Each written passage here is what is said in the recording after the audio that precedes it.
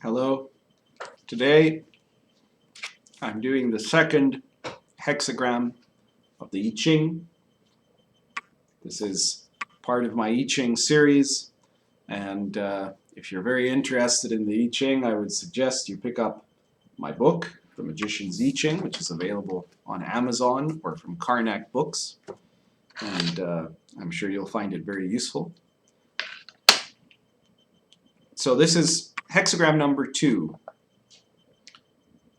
which is called Kun, and it is passive.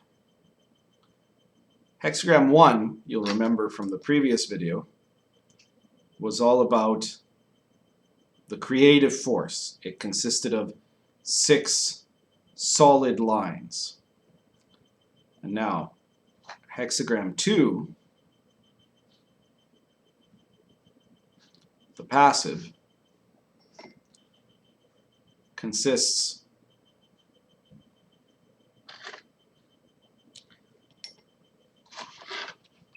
of 6 broken lines, right?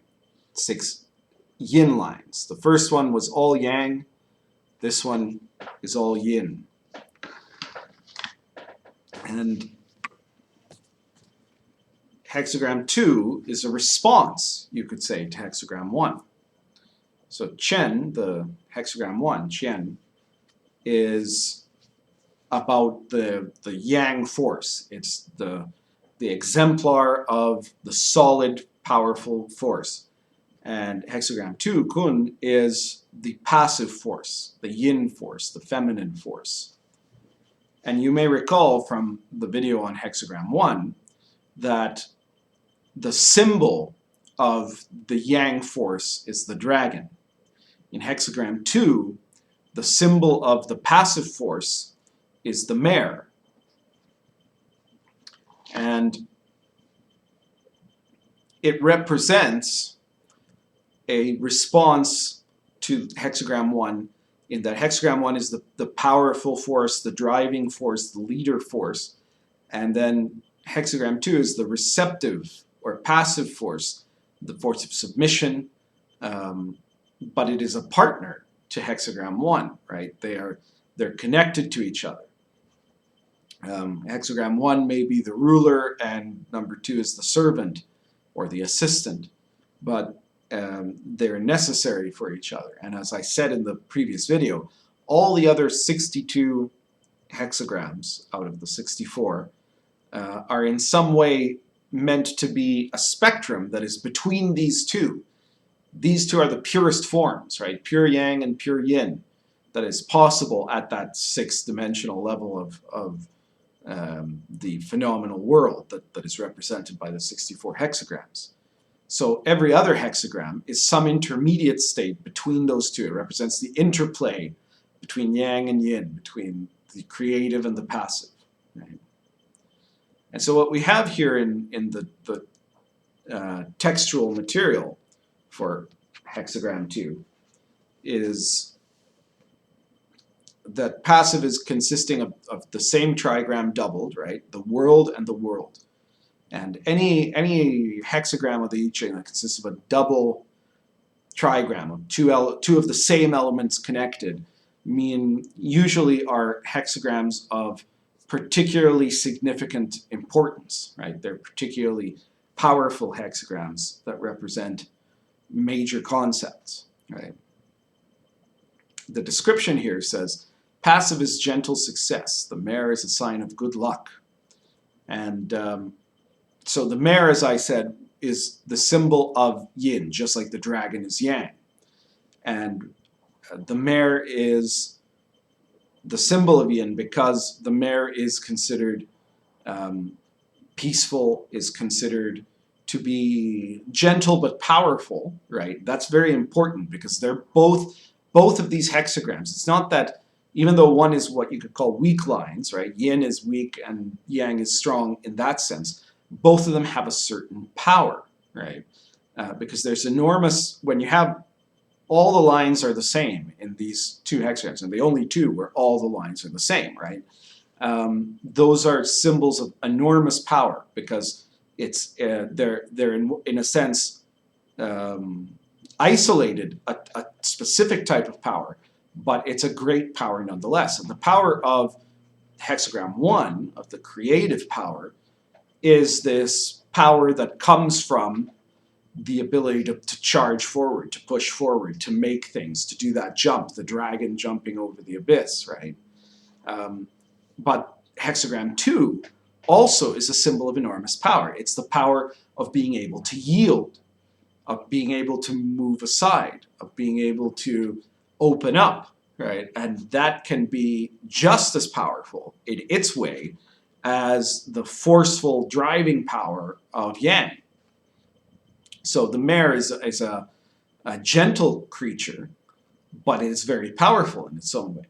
And the other detail about the mare is, the mare operates on land, right? On the world. The dragon flies, right? The dragon actually begins under the world in the cave and ends up above the world in the skies, right? Whereas the mare stays on the world. It rides all through the plains, right? And you can imagine, to the ancient peoples that created the hexagrams, or that gave the descriptions for the hexagrams of the I Ching, there were probably wild horses in these areas, and they could see these majestic creatures charging through the plains, right? With it's this kind of great freedom of being open to wherever you're going to go, right? So it's peaceful and rightly pushing, right? It's not aggressively pushing, but it's pushing in a peaceful way. The advice to the great work in this hexagram says that the superior individual embraces all, that there's a great power in being able to embrace all things, right? You're liberated in that way. This is not the hexagram of dominion, which is what you could say hexagram 1 is all about, is about showing your force as an individual, as a star, right? This is being all the world. This is being completely open. It's not about pushing with your will. It's about opening up your nature to be able to say yes to absolutely everything, right? So in the commentary, Confucius notes that the passive is an all-embracing vessel, which is a wonderful line, right? If you're able to embrace all things in all situations, then nothing can hold you, right? This is a wild horse, right? You are free. So to comment on the lines, we have the first line at the bottom says, "Frost on the ground means ice later." This is a popular saying, right? It means if it's chilly right now, that means later it's going to get colder, right? So the message is of being able to understand where you're heading and to know how to react appropriately, right? It's not a line that should be interpreted as meaning don't do anything, right? It's not the same in that sense, but it's in the sense that you have to accept what the situation is and move forward appropriately, right? Which leads you to line 2 that says, "Straight and wide, the path is straight and wide. Prosperity can come without effort." This is the ruling line of this hexagram. The second line is the most significant line in this hexagram. Whereas in hexagram 1, you'll note that the ruling line is way up there in number 5, right? And this reflects the relative positions of them, right? In hexagram 1, the top is the most important part. It's the ruling part. It's going up into the sky, right? In hexagram 2, at the bottom trigram is more important, right? So you're peaking early in a way because you're relaxed. You're opened up to everything, right? So when you are open to that straight and wide path, then prosperity comes without you having to make a great effort because you can accept what's going on around you. The third line says, "Hide talent and beauty, early failures, but victory in the end, assisting the king in the great work." So if you're not trying to jump high to show off the way a dragon would, right? You're being humble about your talent or your beauty. Even if there's even if that means that you're not achieving the things you think you should achieve right now, even if there are early failures, this openness means that growth, steady growth leading to victory in the end is possible. And the key to this is to assist the king in his great work, right? The king is can be understood as the ruling self, right? The higher self, or the divine will, right? As that which is greater than you. So this is it's saying you have to surrender to this higher work, to the great work. You have to embrace all that comes before you as part of this bigger thing than you, right? It says the key to victory here is not making it about you, okay? Line 4, stoic and quiet, prudent, no blame, no praise, right? If you're careful, if you're moving gently, then you won't necessarily get to be the heroic figure that you see with the dragon, right? But instead, you also aren't going to fall into the abyss, right? This is the wide and easy path again. Line 5 implies the eventual victory that is suggested in line 2. Lines 2 and 5 are always connected to each other, right? It says the rich golden robe brings gentle good luck. A golden robe means a robe of office. And so this is a position of honor that is given to someone. And it's given as a reward for faithful service. Right? So again, it's saying that if you are just true to being receptive, to being a servant in the world, then the eventual result of this will be that you'll get what needs to be given to you, right? The reward will be there because you have not tried to fight against the current, but you've gone with the current, and that will lead you places. And then we get to line 6, which turns the whole thing upside down, and it says, warring dragons spill black and yellow blood in the wilderness. The passive way has come to an end.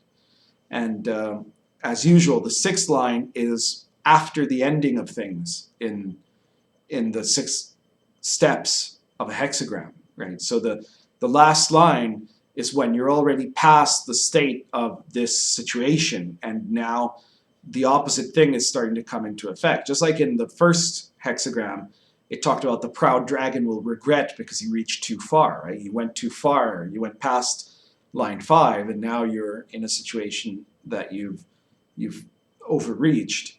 Well, in line 6 of hexagram 2, you've been passive for a very long time, but now it's not the time to be passive. Now activity has to happen, conflict, struggle, right? The dragons that are at war, you have the black and yellow dragons, right? Black and yellow blood in the wilderness, right? Black is the color of heaven and yellow is the color of the world. So in a way, this 6th line is presaging the fact that from here on, everything else is not in this state of perfect energy or perfect placidity that you see in hexagram 1 and in hexagram 2. Instead, now everything from here on is about a conflict between yin and yang, right? Between an interplay, anyways. That sometimes it's a conflict in a negative sense, and sometimes it's in the sense of polarities that interact with each other, right?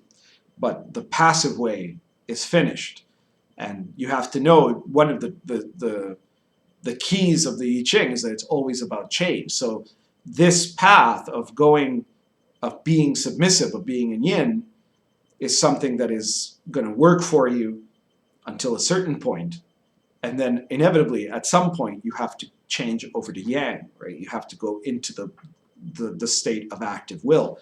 That is the interaction that happens in the entire alchemical process of one's being. But there are moments where you have to exert the conscious application of your will, and there are moments where you have to expand out into the state of surrender, of openness, right? There's openness and there's action.